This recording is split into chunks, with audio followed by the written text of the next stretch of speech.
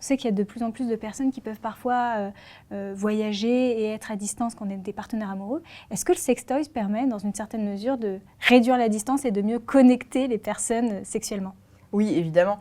On l'a vu pendant la crise du Covid. Ça a été, je crois, l'un des... Alors, les ventes de sextoys, tous genres confondus, ont explosé pendant le Covid.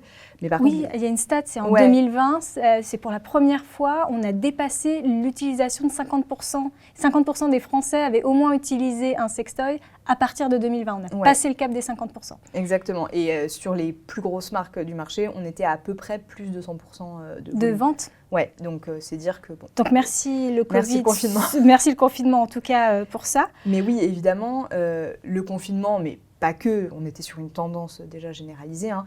Les sextoys en fait, qui peuvent être connectés à distance, ça permet, et encore une fois, ça permet de multiplier les expériences. Parce que oui, deux partenaires qui habitent pas forcément ensemble, pas besoin d'être à l'autre bout du monde, même si c'est possible, mais juste le fait de ne pas habiter ensemble, bah déjà ça permet de se retrouver sans avoir forcément besoin de se retrouver physiquement.